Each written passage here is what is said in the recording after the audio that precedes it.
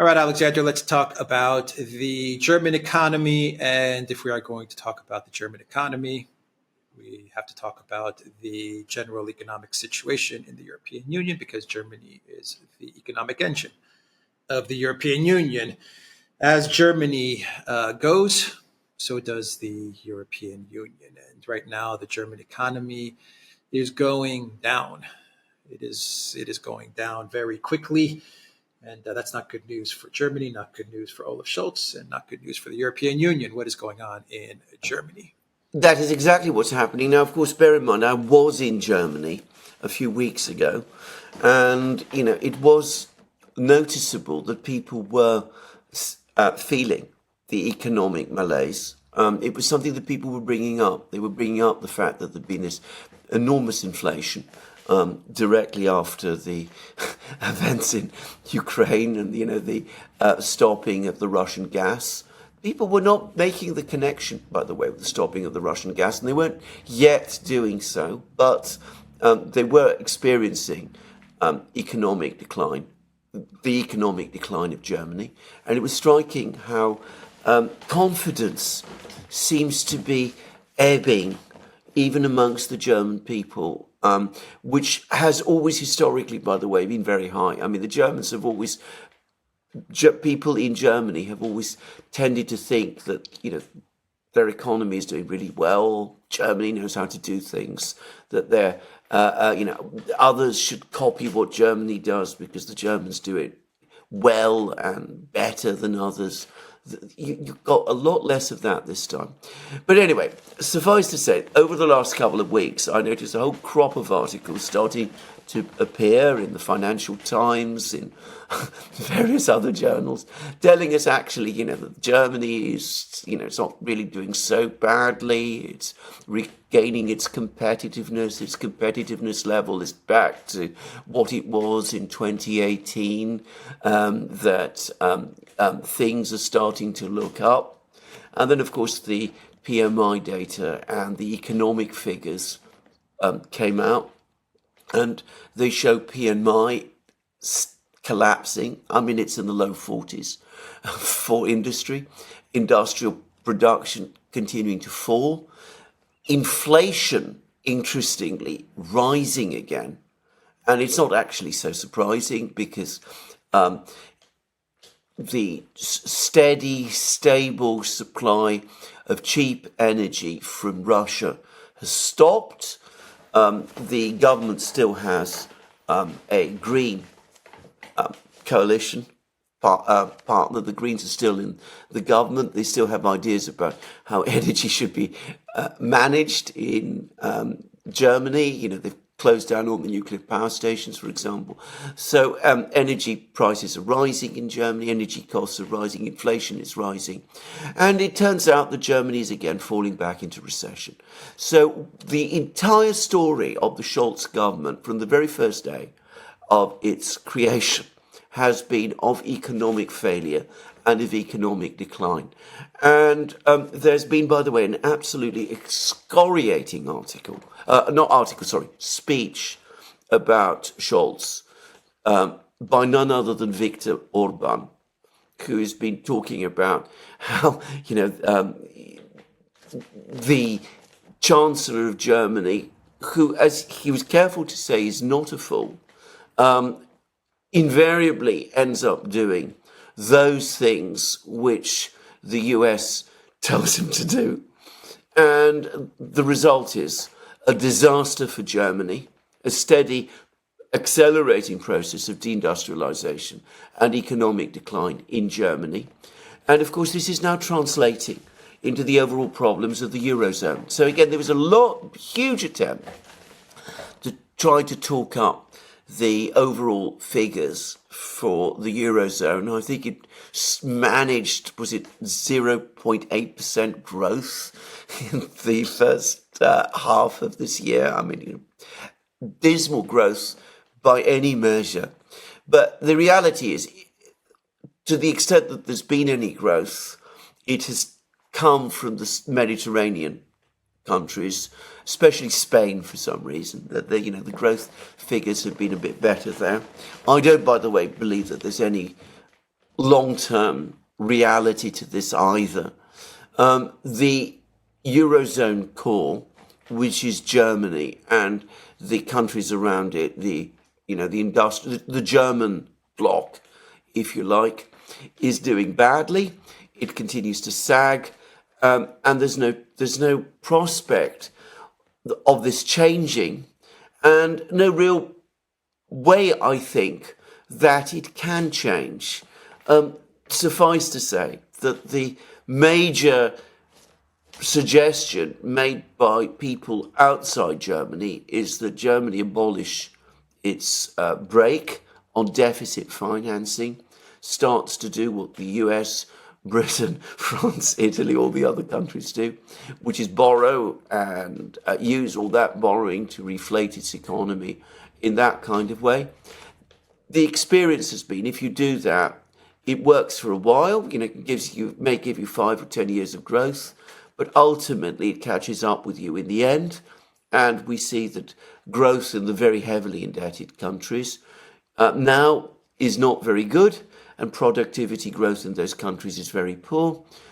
Though it must be said, productivity growth in Germany also at the moment is going backwards. So I don't really see a long-term way out of this. So what does Germany do?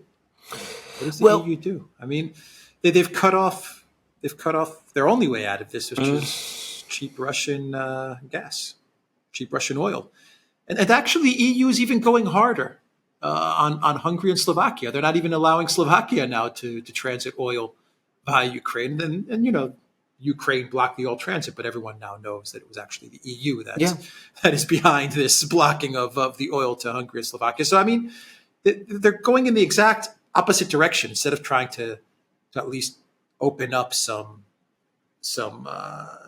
channels of diplomacy and discussion and business with Russia in order to try and prevent further deindustrialization and recession.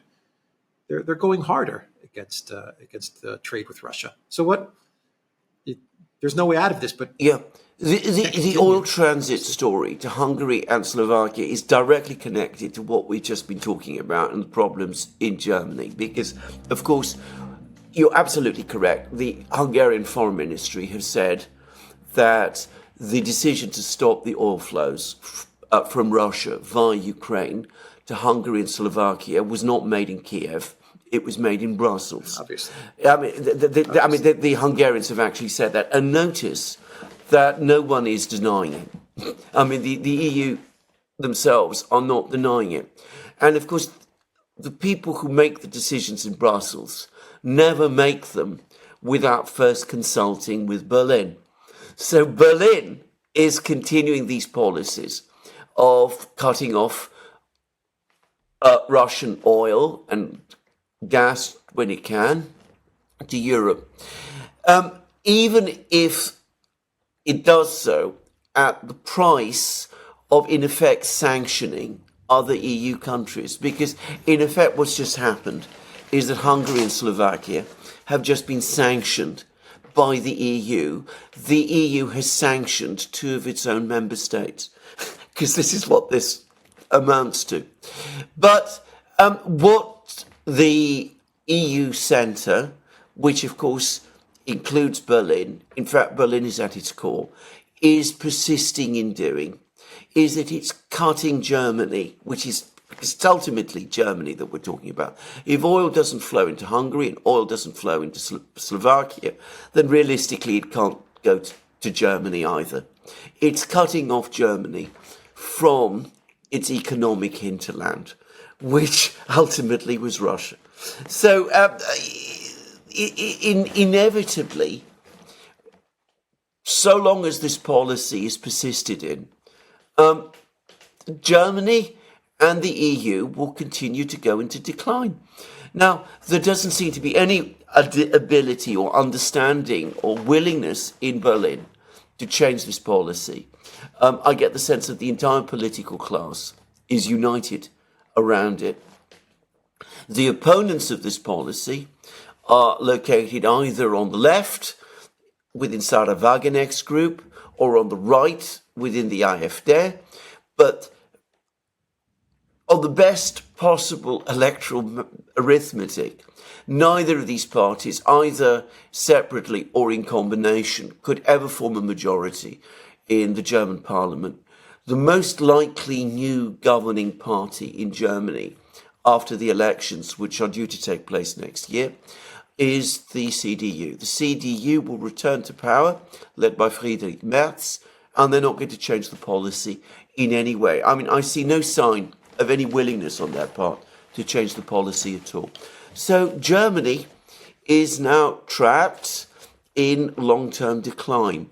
It's a long-term decline from a very, very high level, but it's going to accelerate because what's also become clear, and it's something that we have been talking about many, many times in many, many programs that we've been doing on the Duran, cheap Russian gas was not only essential in keeping the German economy functioning and competitive, but that it also concealed many of the problems that have been accumulating in Germany over a very, very long time.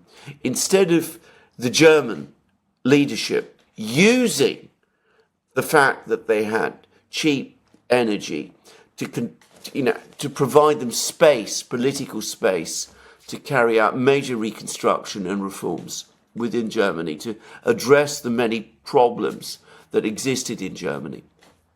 They were content to let things continue as they were, and the result is that Germany today is exposed as having many systemic problems in its economy, which its political class show no understanding of or willingness to fix.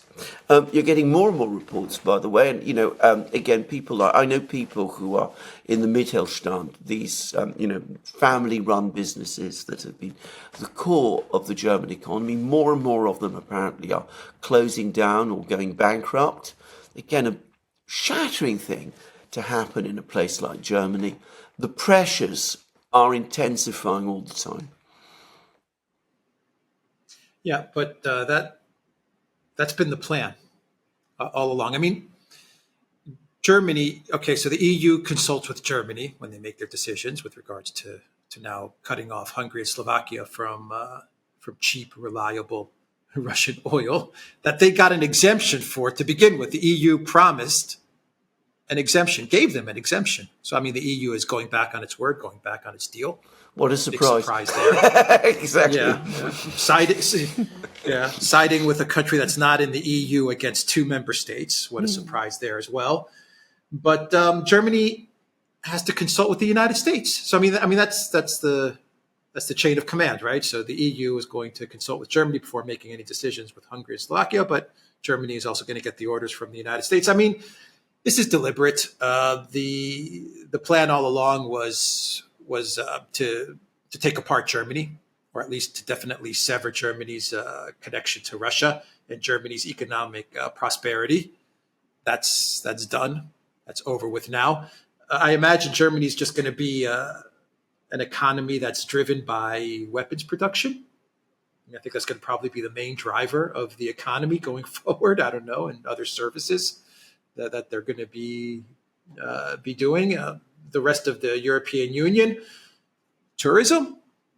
I mean, tourism stuff like that. I can't think of anything else. There's chip manufacturing, some production in Italy. Meloni's trying to do something with China, but I imagine that eventually she's going to get blocked by the United States as well. I don't think that her trip to China is going to make any difference. The U.S. will tell her to knock it off, and she will, because she'll do whatever her masters tell her to do.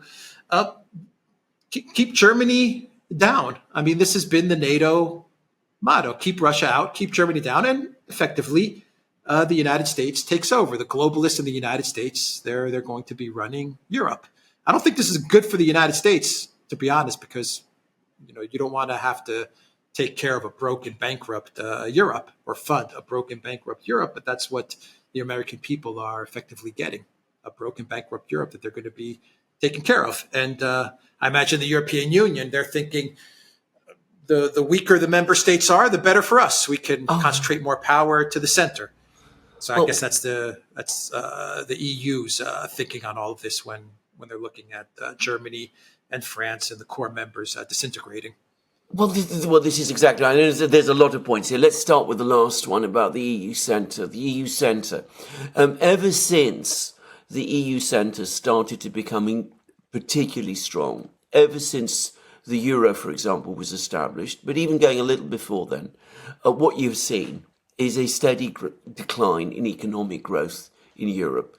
I mean, it's often difficult to remember, but, Italy, despite its many problems and its historically high inflation, nonetheless had very, very high growth rates in the 50s, 60s, even the 70s.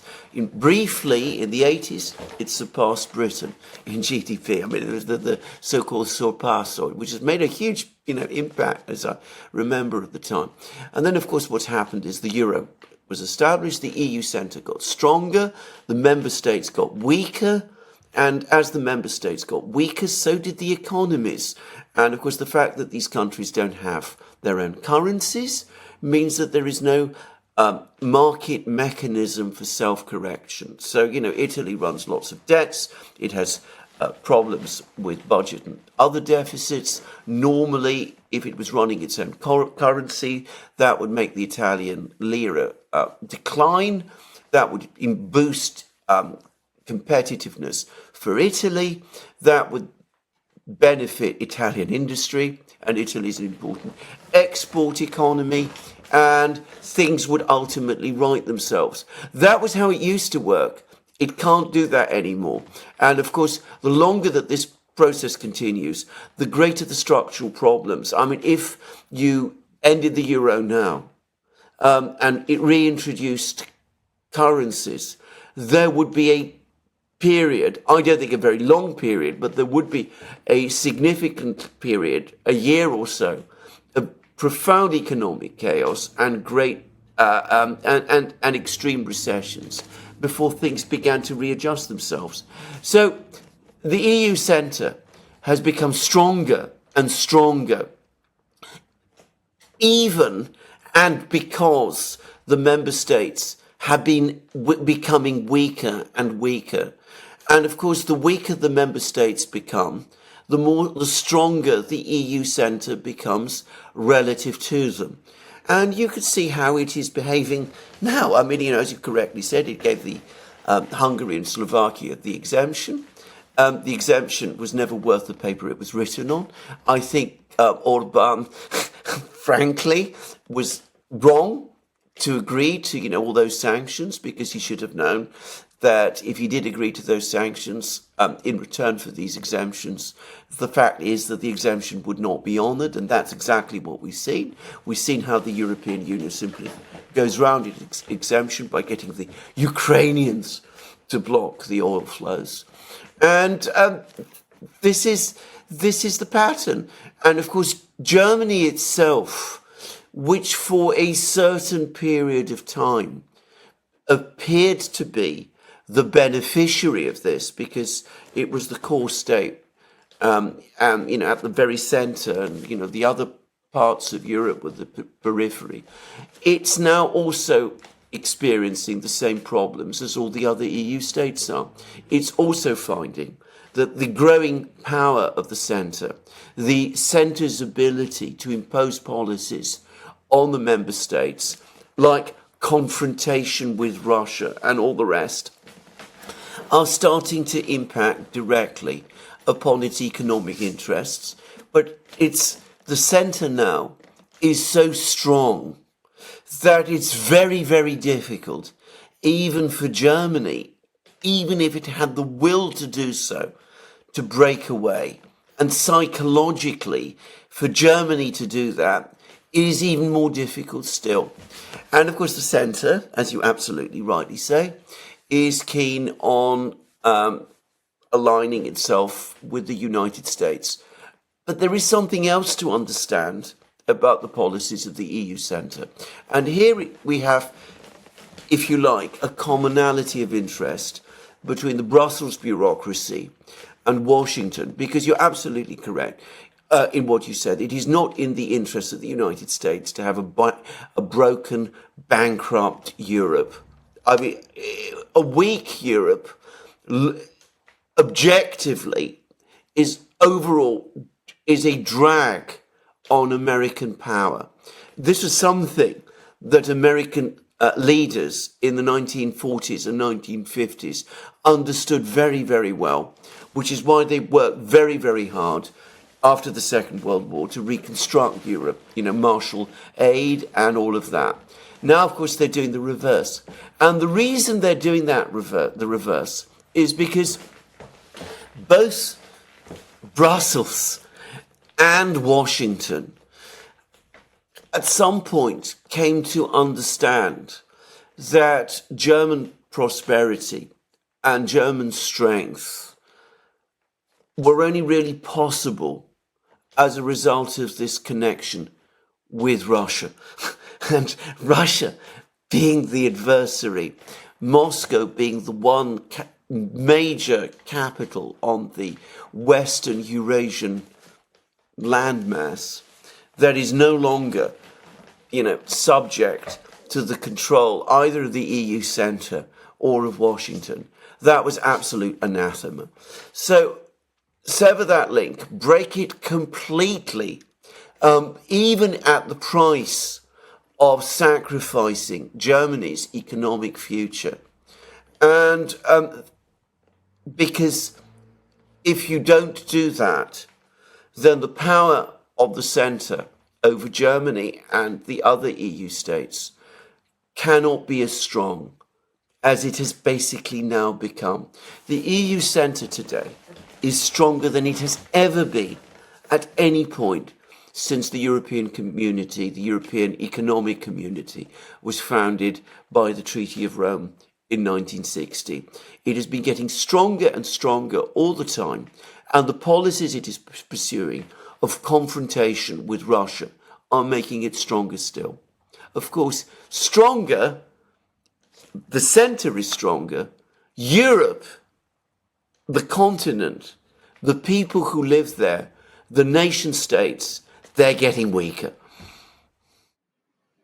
What does that benefit the EU then? I mean, that's the ultimate problem with the European Union. The member states are much weaker. Yeah. Much worse off. And 5 years ago, there's no comparison. You go to Europe, you walk around the streets of which I know, Greece, Cyprus. I mean, 5 years ago, much better than today. It's obvious. It's glaringly obvious. But what does Europe, the European Union, gain by all of this? I mean, eventually, it's a table that's losing its legs. Yes, it is a table that's losing its legs. Yeah, it gets stronger. Yeah, it gets stronger, but it's going to collapse. Yeah, but what good are you with weak member states? Yes, if you're the European Commission, if you work in the European Commission, then you have the enormous psychological satisfaction of being at the centre of power over the whole of the European Union, which is not to be discounted. The exercise of power is tremendously tempting. The ability to make and break nations, to make and break governments, to impose policies on them. Governments, especially entities, when they're like the entities of the European Union are, I mean, they don't give up power easily. And their instinct anyway always is to acquire more and more of it. So if you're talking about, if you're thinking about things in terms of power, then of course, for the people who work in Brussels, this is good. The fact that people in Germany and Italy and France and Greece and Spain are poorer than they were, well, this isn't something that worries them so much. That's the first thing. The other is, and this is an important thing to always remember, is that these people who make these decisions are not individually affected by them. Materially, they're doing very well. They're paid enormous salaries. They have enormous benefits. They can look forward to further promotion within the system, which has infinite ability to provide patronage and promotion. They don't think of themselves, they don't see themselves as leaders of a declining empire. They are, on the contrary, cocooned away in this bubble where they feel themselves getting stronger and wealthier, and where they're all, spending their time telling each other how clever and great they are. And from that point of view, they're doing very well. And of course, they go to Washington, where they're taken very seriously. Ursula von der Leyen meets all the great people in Washington, all of that. And they can still, because Europe is still, an important part of the world, they're still able to travel around the world, imagining to themselves that the European Union is taken seriously in places like, Kuala Lumpur or Singapore or Brasilia or wherever. And, they come in, with large, trains, entourage and all of the rest. And, they still have the sense that, they're walking on clouds and, acting like gods. So from their point of view, this isn't bad. Until the people get more and more upset. Until the whole thing. And I think they realize one thing, that the European Union, the center, realizes one thing, that they have a long way to go before the people actually really get upset. Yes. I think we're way far off from that. Well, indeed. And they know it. They know it, exactly, and they can do it, and they can play this game, and they will do it. And of course, there are also some people who are very fanatical and very fervid. People from the Baltic states, for example, who obsessed with one particular issue, a mono issue in effect, which is to conflict with Russia. That's the only thing that they're concerned about. And from their point of view, the EU serves its purpose if it fulfills it. So that means that the EU has its loyal spear leaders there. Notice how many EU officials now come from the Baltic states. Disproportionate number, given the small populations of these places. It's not only the Baltic states, just to finish off the video. There are a lot of people, everyday citizens, that are very propagandized by the European Union. For many people, all they know is the European Union. Yeah. I mean, I've met people in Cyprus who have told me directly, if the European Union wants to come into my bank and take my money again, so be it. I have no problem with it, as long as I can be called European. Yes. I mean, there are people with that line of thinking. As long as you can call me European, I have no problem with the EU taking whatever they need to take from me, even if it's my own personal. Because this is the level of propaganda that a lot of people have been subjected to over the past 2 decades. Yes, because you see, they've managed the incredible and trick of conflating the European Union with Europe. Europe, the civilization, the continent, with all its history and all its culture. And somehow they managed to persuade people that the European Union is somehow its political embodiment, whereas in fact it's the parasite that's killing the host. All right, we will leave it there. The Duran.logos.com. We are on Rumble, Odyssey, BitChute, Telegram, Rockfin, and Twitter X. And go to the Duran shop, pick up some merch like this new T-shirt that I'm wearing today, or some limited edition merch like the T-shirt that Alexander is wearing today. This video, the link is in the description box down below. Take care.